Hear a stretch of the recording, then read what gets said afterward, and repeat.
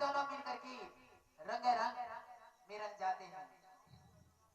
पहले काम की बात करो, उसके बाद आराम करेंगे। ये बात मुझे पहले बताओ।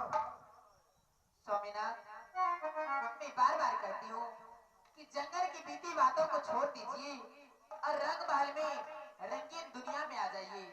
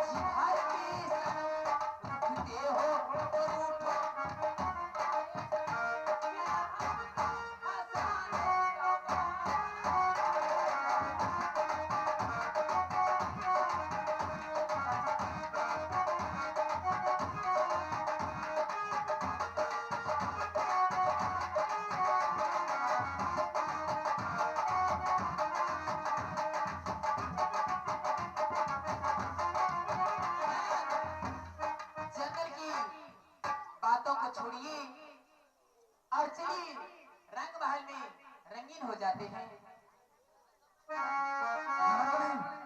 स्वामीनाथ, बहन को कहानी बताओ। आज मैं जाऊंगा अपने बहन को दरवाजे पर। इस बात का मुझे लालसा लग गया, इसलिए मैं तुम्हें बारंबार कहता हूँ। अच्छा, तो आज आप अपने बहन के दरवाजे पर जाएंगे। स्वामीनाथ, मैं बार बार कहती हूँ इस कहानी को दोहराइए मत। प्याज को छीलने से आंसू आता है। स्वामीनाथ, जैसे प्याज को छीलने से आंसू आता है, इस कहानी को जाने से आपको आंखों में आंसू आ जाएगा। हमको आंसू आएगा? हाँ हाँ स्वामीनाथ। गंगवा छात्री तो आंखों में आंसू कभी नहीं आता है, ना आएंगे, समझ गई? स्वामीनाथ, मिट्टी में गड़े मुर्दे को मिट्टी में और दफना दिया जाए, क्योंकि उसमें बदबू आता है। और इस कहानी को मत जानिए, क्योंकि इसमें उससे भी बड़ा बदबू है। क्या बताओ? स्वामीनाथ, ऐना का झोटा का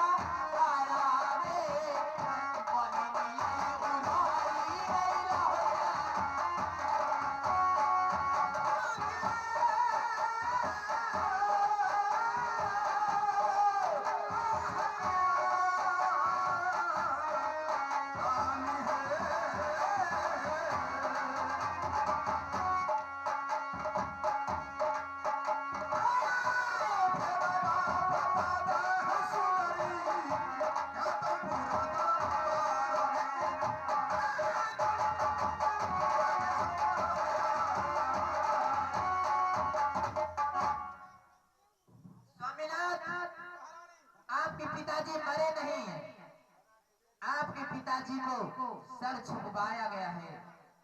आपकी 7 भाई से पहले एक बहन पैदा ली थी जिसकी नाम बारी जसोमतिया है। वो बहन 12 साल की हो गई। आपके पिताजी को मन में अरमान लग गया कि मैं अपनी बेटी की शादी करूं। एक काबरा किला में ठेठड़ा पिटवा दिए कि जो कोई मानव अपना जो बड़ा पोखरी है उस पोखरी में डुबकी लगा कर एक डुबकी में इस पार से उस पार चला जाएगा, ताला भर सोच ताला भर रूप और बारी जसोमतिया के साथ शादी किया जाएगा। सारे देश के राजा महाराजा आए, कोई उस पोखरा में आर पार नहीं कर पाए, लेकिन जादापुर के रैया रेलपाल जाति का बला वह एक डुबकी में पोखरी के इस पार से उस पार कर गया। आपके पिताजी को अपनी जाति का लालच आ गया। आपके पिताजी बोले कि मैं जात का छत्री हूँ और बेटी को मलाह के घर में शादी नहीं करूंगा। आपके पिताजी डाला भर सोन डाला भर रूप दे दिए और बोले कि तुम अपने सोना लेकर के जादवपुर चले जाओ। जादवपुर वाले रैया रलपाल ने आपके पिताजी को सर छोप करके जादवपुर ले गया है। उतना ही नहीं, स्वामीनाथ दादा का इतना हिम्मत, उतना ही नहीं, आपके पिताजी को सर को अपने दरबार में टांग रखा है और 7 जूता शाम और 7 जूता सुबह उनके सर पे लगाया जाता है।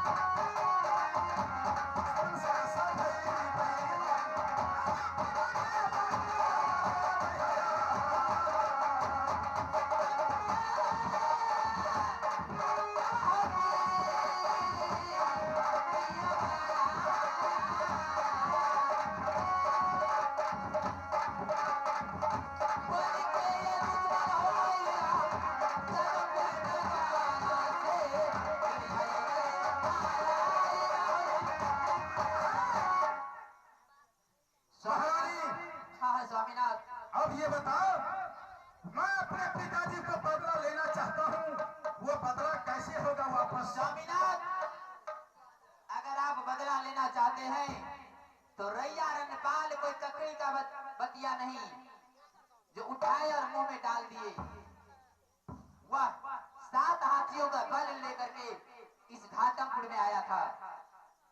अगर आप उससे बदला लेना चाहते हैं तो बल कल छल, उसके बाद ये दुनिया चल।